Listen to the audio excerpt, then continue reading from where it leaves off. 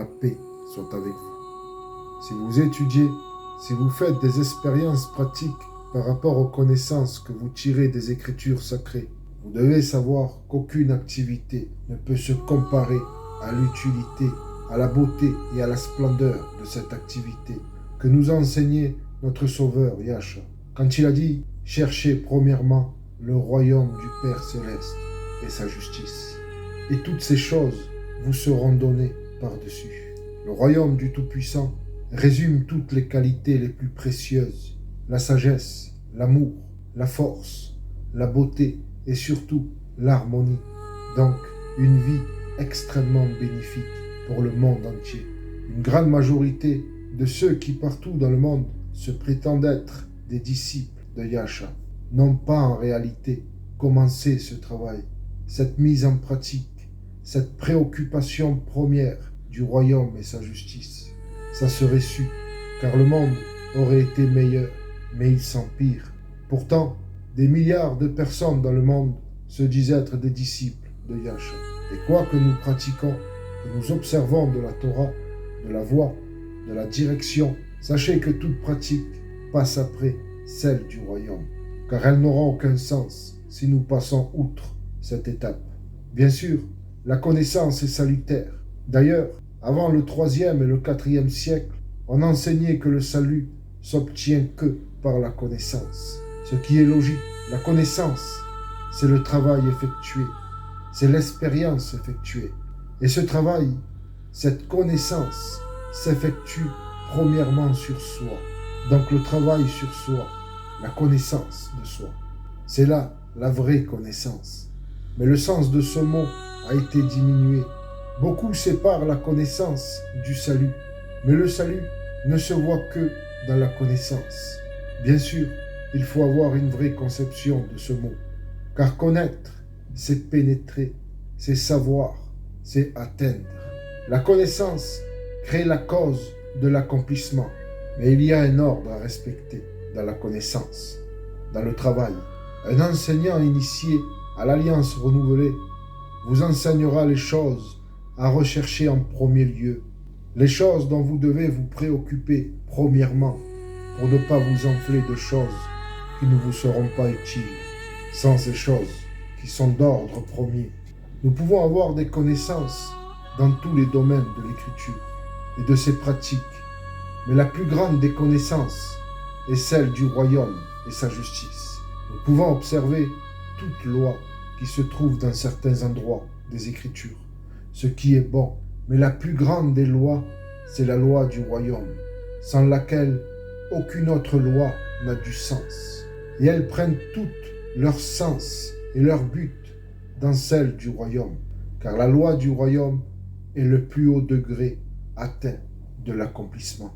Et justement, le chemin d'initiation dans lequel le Mashiach conduit ses disciples, c'est la loi du royaume. C'est à cela que se résume l'alliance parfaite que le Tout-Puissant a renouvelée par lui. Si nous passons outre cette étape, placée dans l'ordre premier des travails pratiques par Yahshua, le plus grand des maîtres, alors tout le reste se fera extérieur, dans le plan physique seulement, sans que rien n'agisse de l'intérieur. Et c'est le cœur qui est censé les manifester, qui les matérialise dans leur état le plus accompli, le plus complet, où elles prennent tout leur sens. De cette façon, vous serez un bon et un vrai ouvrier dans l'entreprise glorieuse du royaume. Mais avec la tête, avec l'intellect humain, aucune loi qu'on se dit pratiquer fera de nous un ouvrier du royaume, car vous ferez partie de ceux qui ne voient pas le royaume, ni ne le cherchent, et vous ne serez pas différents des pharisiens qui pensent pratiquer, mais sont en réalité en marge du royaume parfait du Père Céleste. Notre justice doit surpasser la leur, et c'est justement de placer le royaume et sa justice comme notre préoccupation première qui fera que notre justice surpasse la leur. La chair fait les choses à moitié. Elle fonctionne avec la tête et l'intellect. Elle ne se soumet pas à la loi spirituelle du royaume. Elle doit être placée en dessous de l'homme spirituel intérieur de même que la terre est placée en dessous du ciel. C'est à cela que nous devons diriger les hommes. Car une fois cette première étape expérimentée, qui est la plus importante des étapes de l'initiation, ils n'auront aucun problème pour tout le reste de la voie, de la direction. Ils feront très bien le reste sans que personne les enseigne. Et c'est là que l'alliance renouvelée, l'alliance christique, prend tout son sens. À partir de cet état de conscience avancée du royaume, plus personne enseignera son prochain. Mais sans cette étape de rechercher le royaume et sa justice, comme la première de vos préoccupations, vous aurez toujours besoin qu'on vous enseigne toute votre vie. Alors qu'en vérité, au moment où votre conscience vous donne de voir et d'entendre la vie qui est au-delà de la simple existence, votre enseignant vous est intérieur. Il est précisé, le royaume avec sa justice. En réalité, le royaume, dans ce lieu où il se trouve et d'où il viendra, il est parfait. Le royaume du Père céleste est uniquement un royaume d'amour, de générosité et de bonté. Sa justice est pour le plan physique parmi les humains. Et c'est au moment où le royaume du Père céleste doit descendre pour se manifester sur la terre qu'il a besoin de sa justice. Le royaume est parfait de base. C'est à nous à le rechercher et à l'établir dans notre être pour qu'il règne et pas attendre qu'il vienne s'établir sur la terre. Avant cela, comprenez qu'il faut qu'il soit établi en vous. Sinon, vous ne ressemblerez pas aux gens de ce lieu, de ce royaume. Il faudrait déjà des fils du Très-Haut manifestés sur la terre pour régner avec le Mashiach et gouverner avec lui. Si d'autres avant nous ont assuré leur place, nous de même, travaillons à cela. Sauvons-nous nous-mêmes sans attendre un sauveur. Il est déjà venu pour sauver. Le Mashiach est déjà venu pour sauver, en nous montrant la voie, le chemin du royaume. Il reviendra non pour sauver, mais pour récolter les siens. Et ces fils du Très-Haut sont des personnes qui ont justement établi ce royaume en eux. C'est le royaume du Père céleste qui règne en eux. Et ces hommes le manifestent et travaillent à son établissement sur la terre. Nous devons chercher le royaume et sa justice, et non la nôtre, qui est basée sur l'intérêt. Bien sûr, on est obligé de penser au logement, à la nourriture, aux vêtements. Mais s'arrêter là, ne se préoccuper que de ces pensées comme des principes premiers et fondamentaux, eh bien, je vous dirai que c'est justement cela qui enlève aux gens leur joie et leur enthousiasme. Oui, parce que toutes ces pensées qu'ils remuent jour et nuit ne déclenchent pas les forces sublimes du ciel. Chacune de ces occupations font que l'état des gens dépend des pensées qu'ils agitent dans leur tête, de la région du cercle où leurs pensées les ont enfermés.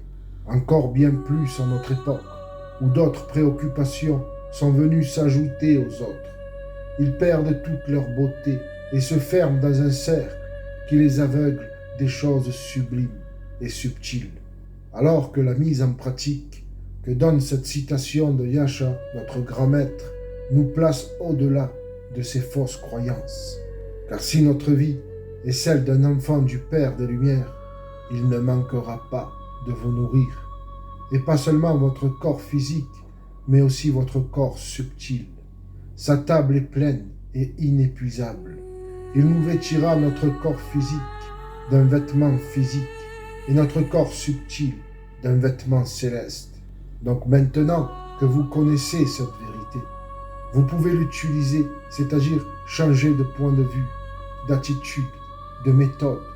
Et vous verrez que là où tous sont malheureux et en train de se noyer, vous nagez, vous volez, vous brillez, vous arrivez à résoudre tous les problèmes parce que vous vivez dans un autre ordre de choses, aussi réel et même plus réel que tout le reste. Le plus important, c'est l'usage que l'on fait des énergies que l'on possède.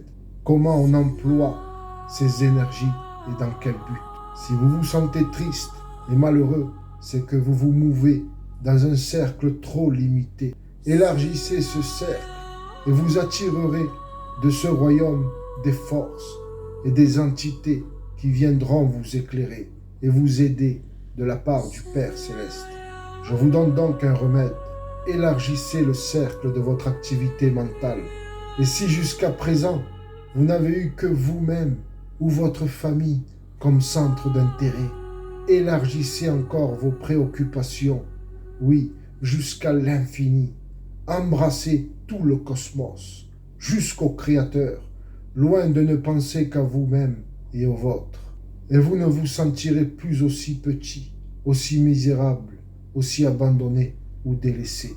Devenez un facteur bénéfique pour l'humanité.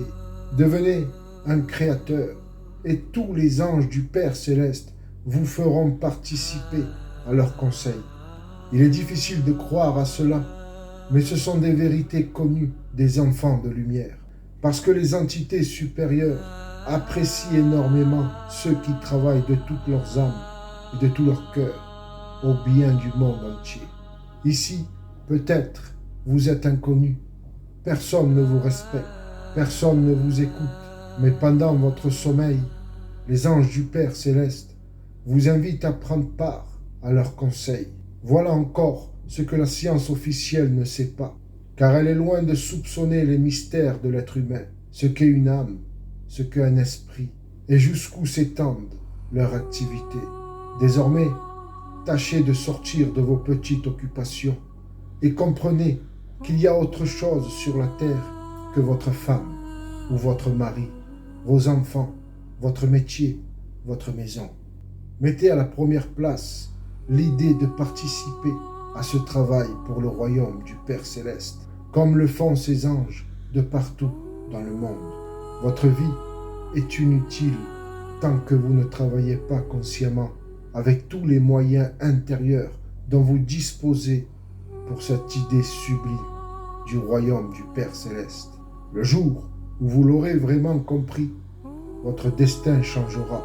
Maintenant, une nouvelle époque vient où beaucoup s'occuperont du royaume, parce qu'ils comprendront qu'ils ne seront jamais heureux individuellement tant que les problèmes de la collectivité n'auront pas été réglés. Certains s'imaginent qu'ils pourront trouver le bonheur en péchant à nos troubles. Et non, c'est seulement lorsque la situation de toute la collectivité se sera améliorée que les individus pourront être heureux, car ils puiseront des forces de cette collectivité. Évidemment, en travaillant pour le royaume divin, vous vous apercevrez qu'il ne se réalise pas si vite, ni si facilement. C'est pourquoi, si vous ne connaissez pas la sagesse initiatique du Père Céleste, vous serez très déçus et très malheureux. Vous aurez l'impression que vos prières et votre travail ne servent à rien. Mais si vous en connaissez les lois, même si vous ne croyez pas que le royaume divin puisse se réaliser de sitôt, à cause de tous les gens ignorants, égoïstes et méchants qui peuplent la terre, vous ne vous arrêterez pas de le souhaiter et de travailler pour lui, parce que vous avez appris comment l'être humain et l'univers sont construits et quelles relations existent entre eux. Vous savez donc que les désirs, les pensées et les paroles que vous lancez autour de vous déclenchent dans le monde invisible des forces qui reviennent vers vous. Maintenant, je vous dirai quelque chose d'important. Même si vous ne pouvez pas le réaliser dans votre entourage, il est souhaitable de travailler pour le royaume du Père Céleste et de sa justice. Parce que même si vous ne le réalisez pas dans votre entourage, vous le réalisez au moins en vous-même. Et c'est vous qui gagnez. Cette idée impersonnelle, lumineuse et si sublime et si puissante qu'elle déclenche des puissances inouïes au fond de l'être humain. Il y a sur la terre des milliards d'individus qui s'opposent à sa réalisation, qui ne sont pas éclairés et qui sont toujours poussés par leur convoitise et leur instinct.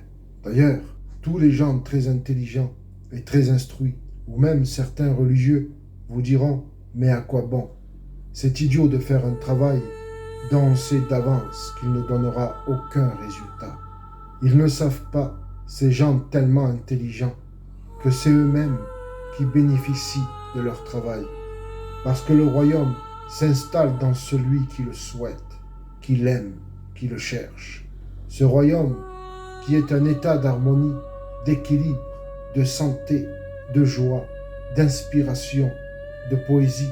On arrive au moins à le réaliser intérieurement, à défaut de pouvoir le transmettre aux autres s'ils ne sont pas réceptifs. La joie que vous souhaitez pour les autres vous rend heureux. La lumière que vous souhaitez pour les autres vous éclaire. La pureté que vous souhaitez pour les autres vous purifie. La majorité reste loin de ces entreprises glorieuses. Elles ne s'occupent que de leur propre intérêt. Elles ouvrent des entreprises et entreprennent dans le but d'amasser l'argent illusoire des banques, mais surtout dans le but de se sentir à l'abri de beaucoup de choses, loin d'une vie simple et véritable. Mais en réalité, c'est le royaume qu'il fallait entreprendre premièrement. C'est cette préoccupation qui vous met à l'abri dans une maison bâtie sur du roc et en sécurité. Le Père Céleste est bien plus puissant qu'une roue de secours ou une idée de dernier plan. Car tout ce qu'on entreprend en dehors de l'idée du royaume engendrera des répercussions dont on devra faire face dans notre vie. Chaque faux pas devient un adversaire à renvoyer à sa racine. Mais de cette vie, loin du royaume et sa collectivité, ils n'obtiendront ni la vraie sagesse, ni la vraie joie, ni la plénitude. La plupart des gens s'imaginent que lorsqu'ils auront telle somme d'argent, ou tel bien, ou tel diplôme, qu'ils auront fait tel voyage ou épousé telle femme, ils seront heureux. Eh bien non, car les acquisitions extérieures n'ont que peu de rapport avec la vraie joie. Ils réaliseront extérieurement, où tout tient sur un fil, mais intérieurement, ils n'auront rien. Car je sais que si je sème des graines ordinaires, j'aurai une récolte ordinaire. De même, tout croyant qui se lance dans des pratiques simples, faciles, réalisables de l'écriture, en contournant cette écriture qui dit qu'il nous faut rechercher le royaume et sa justice comme première préoccupation. Un tel croyant se satisfait, se justifie lui-même en pratiquant quelques lois pour lui-même, à la vue des autres, sans avoir pour but d'établir le ciel sur la terre, les lois du royaume. Moi, j'ai choisi ce qui est le plus irréalisable, le plus impossible. Je sais que je n'arriverai jamais à le réaliser extérieurement, sur toute la terre. Mais au-dedans de moi, cela se réalise. Regardez comment sont les gens lorsqu'ils ont obtenu ce qu'ils souhaitent dans leur vie. Sont-ils vraiment satisfaits et heureux? Un moment, oui, mais comme ils n'ont plus de but, ils perdent leur élan, leur enthousiasme. Tandis que d'autres, qui ne sont jamais arrivés à atteindre ce qu'ils souhaitent, sont toujours dans le bonheur. À côté de tout ça, nos désirs et nos pensées peuvent devenir tellement purs et lumineux qu'ils monteront très haut dans les cieux, où ils toucheront et attireront des êtres, des éléments qui correspondent exactement à notre nature. Si on ne peut pas réaliser le royaume céleste sur la terre, cela vaut quand même la peine de travailler pour lui, de le souhaiter, de le désirer, car de cette façon, c'est en soi qu'on le construit. Et quand il y aura beaucoup d'hommes, des foules et des peuples sur la terre, qui auront établi en eux-mêmes cet état parfait de paix et d'harmonie qu'est le royaume du Père, un jour, il se réalisera aussi dans le plan physique. Si les hommes connaissaient leur propre structure, la structure de l'univers et ce dont ils ont besoin, ils diraient que le royaume du Père est déjà là. Ce qui est sûr, c'est qu'en pensant à lui, l'homme ne serait plus dans un tel état d'incertitude, d'angoisse et de désagrégation. Donc retenez ceci, en pensant au royaume du Père des Lumières, je travaille pour moi, en moi-même, et je lance des pensées lumineuses. Et si les autres ne veulent pas les recevoir, de toute façon, elles reviendront sur moi. Nous attirons à nous ce que nous manifestons. Alors, voilà la vraie connaissance, le vrai savoir. Cherchez le royaume du Père des Lumières et sa justice, et tout le reste vous sera donné par surcroît. Oui, tous ceux qui ont cherché le royaume du Père ont vu que réellement tout le reste leur était donné. Et même, je trouve que tout le reste, ça ne vaut pas la peine. Qu'est-ce que c'est tout le reste? Pour celui qui a déjà le royaume du Père au-dedans de lui. D'ailleurs, il n'est pas dit, quand vous aurez le royaume du Père, tout le reste vous sera donné. Non, mais quand vous le chercherez, c'est-à-dire qu'avant même de l'avoir, seulement en le cherchant, en faisant de lui votre préoccupation première, en vous concentrant sur lui, en le souhaitant, en le désirant de toutes vos forces, loin des choses qui vous en éloignent, tout le reste vous sera donné. Alors tout le reste, ce qui n'est pas le royaume du Père Céleste, qu'est-ce que c'est? Eh bien, ce sont les bonnes conditions pour vivre, avoir le temps, la santé, la liberté. Voilà ce que c'est tout le reste. Des conditions qui, en fin de compte, vous aidera à l'obtenir. Car le royaume du Père, quand vous l'avez, rien ne peut l'égaler. C'est un état de béatitude, d'harmonie, de paix, d'amour, de pureté, de perfection, de plénitude. Alors, que reste-t-il à souhaiter, puisqu'il embrasse tout? Mais en attendant de réaliser ce tout, il faut les moyens, les conditions, et c'est cela le reste. Ce qui est donné à l'homme quand il cherche le royaume de son Père céleste. Maintenant, il vous reste une chose à faire, c'est d'essayer de commencer ce travail, cette pratique, en la plaçant comme votre préoccupation première. Seulement voilà, la majorité des humains ont tellement d'autres choses qui les retiennent dans ce monde, tellement de nombreuses préoccupations qui passent avant celles du royaume. Pour le royaume du Père, il y a très peu de candidats. Mais ceux qui sont vraiment éclairés ne cherchent que le royaume du Père des Lumières et sa justice, parce qu'ils savent que la terre et le ciel leur appartiendront. Évidemment, cela n'arrivera pas en quelques jours, mais pour ceux qui sont assoiffés de ces grandes choses, il n'existe rien de plus souhaitable. Mettez cela en pratique, effectuez ce mouvement, il produira de la chaleur jusqu'à faire jaillir la lumière.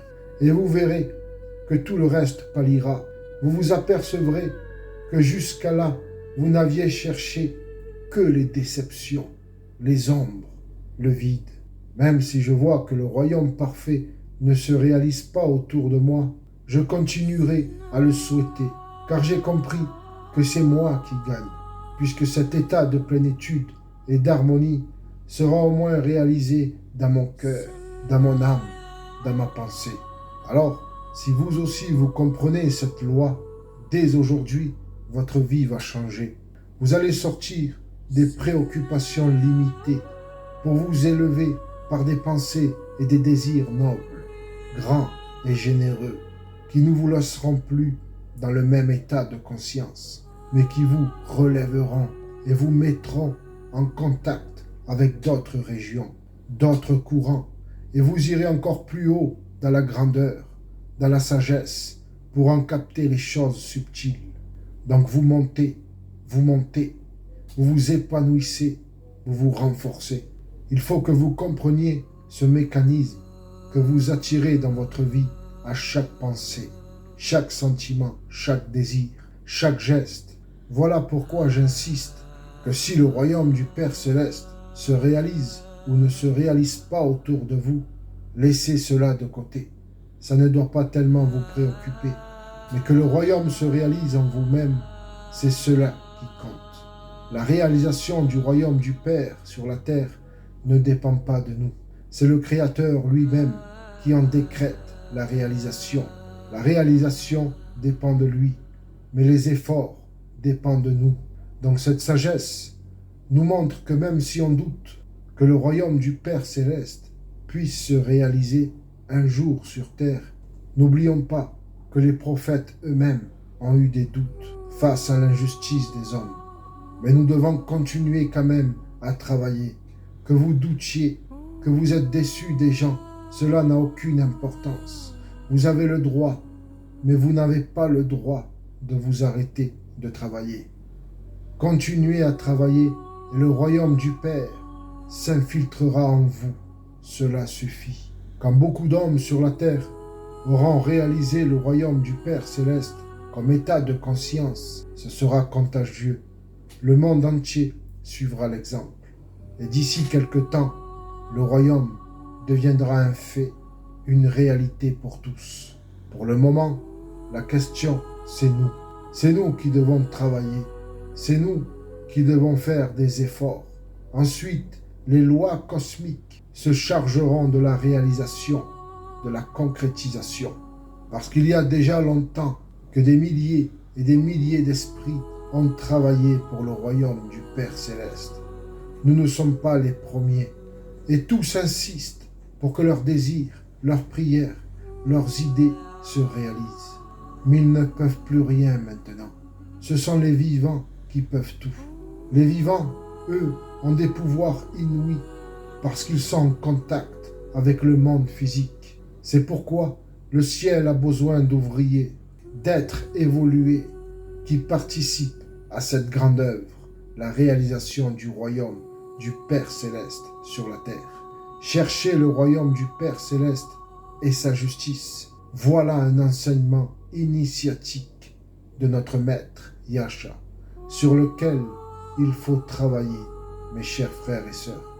Il y a un passage sur lequel vous devez vous arrêter, où Yasha disait « Mon Père travaille, et moi aussi je travaille ». Travailler avec la lumière, s'identifier à elle, pour pouvoir dire un jour « Je suis la lumière du monde », un enfant de lumière, un fils du Père des Lumières. Donc voilà, il faut choisir dans les Écritures sacrées les passages qui présentent l'idéal le plus sublime à atteindre et travailler avec eux. Certains iront choisir quelques commandements, ne pas voler, ne pas convoiter la femme d'autrui. Mais ce n'est pas grand-chose tout ça. Le royaume ne s'arrête pas là, donc ils ne volent pas, ils ne convoitent pas. Mais qu'ont-ils vraiment acquis dans le monde spirituel? Il y a à ne pas faire, mais la sanctification, c'est aussi faire. Et le faire n'a pas de limite dans la paix, l'amour et l'harmonie qu'on peut apporter. Il y a le pas faire, mais il y a aussi le faire. L'apôtre Jacques a été précis dans son enseignement à ce sujet. Il ne faut rien oublier de la loi du royaume. Si un seul commandement de la loi du royaume est annulé, alors ils le seront tous. Tu ne voles pas, tu ne tues pas, tu ne convoites pas, tu observes le Shabbat, c'est grand. Mais si vous oubliez d'aimer, et pas l'amour qui arrange votre propre intérêt, ou un amour qui choisit ses correspondants, la vraie définition du mot amour, c'est donner. Cet amour apporte beaucoup, donne sans condition, sans limite. L'amour donne la paix, la joie, le soutien, le temps, la vérité, la compassion, la fidélité, le pardon, des réels bienfaits que l'être humain a besoin. Elle donne des énergies qui circulent en fleurissant tout sur son passage et embellit tout. Cet amour, non selon le monde, mais selon le royaume, purifie de tout péché. Cet amour ne use pas de mensonges, comme l'amour fausse selon le monde. Cet amour ne peut faire aucun mal. Elle n'a aucune mauvaise énergie que la pensée ou même la colère envoie pour attaquer notre prochain. Car ces énergies que l'œil charnel ne voit pas créent d'énormes dégâts. Par ces énergies qu'on émane, nous créons chacun notre monde. Nous vivons ce que nous attirons à nous-mêmes de tout ce que nous projetons. Alors créons un monde meilleur par la pureté de notre intérieur. Beaucoup oublient de purifier, d'embellir l'intérieur, alors que le Créateur lit dans le cœur et notre temple. Nous pouvons faire beaucoup de l'extérieur, mais une vraie lumière peut voir que votre intérieur est un tombeau et non un temple. C'est ce qu'il manquait aux Hébreux qui n'avaient pas les œuvres d'Abraham, la loi du royaume, que Abraham manifestait. Ces Hébreux réalisaient non la loi de Moïse, mais leur propre loi. Ils n'ont pas placé la couronne sur la loi du royaume que Moïse a tant voulu qu'il soit dans leur cœur. Les nombreux qui sortent du christianisme ne vont pas plus loin que les Hébreux, ou plutôt les pharisiens, en adoptant leur façon de voir la Torah du Créateur. Ils laissent ce qu'il y a de plus important dans la loi de Moïse, qui est la loi du royaume, au-delà des lois identitaires, biologiques, juridiques et de toute situation du plan physique. La loi du royaume résume et accomplit toute la loi et les prophètes, et amène tout à sa maturité et à son but. Elle est la loi parfaite que tout homme doit scruter avant tout. Ne laissez pas cette perfection de côté, sans réalisation, sans la travailler. Ne travaillez pas seulement des œuvres qui en disent rien de vous, car les œuvres ne doivent pas être dans notre propre intérêt, mais celui d'autrui. Les vrais adorateurs du Père Céleste sont ceux qui viennent à lui par son image. Et son image, c'est l'homme. Ce sont nos frères, nos sœurs, ainsi que tous les humains. Celui qui n'aime pas l'image qu'il voit du Père Céleste, c'est-à-dire l'homme, ne peut pas aimer le Père Céleste lui-même, qu'il ne voit pas. Un tel homme est un menteur. Faire notre devoir envers lui passe d'abord par faire notre devoir envers notre prochain. Voilà ce que presque tout le monde a oublié. Car pour le voir, que vous servez le Créateur des cieux et de la terre, c'est ce qui sort de votre temple envers votre prochain. Car ce qui sort d'un temple physique, de bois et de pierre, n'a pas atteint la perfection. Elle reste une figure non accomplie de ces choses qu'elle symbolisait vraiment. Il faut souhaiter le royaume du Père. Il faut souhaiter cet état de perfection, car toutes les autres qualités et vertus y sont contenues en plénitude. Et non seulement le souhaiter, mais faire tout son possible pour le réaliser. Même si vous êtes faible, même si vous n'êtes pas préparé, même si vous n'êtes pas instruit, cela n'a aucune importance. Tous sont acceptés dans ce travail pour le royaume du Père Céleste. Même si ce n'est que pour apporter une pierre, vous participez et vous recevez le même salaire que ceux qui sont venus les premiers. Mais si vous travaillez lentement, sans amour, sans conviction, vous ne serez pas tellement récompensé. Parce que dans ce travail, c'est la qualité de votre participation qui compte. L'homme est récompensé d'après l'intensité de son ardeur. Cet enseignement prend fin.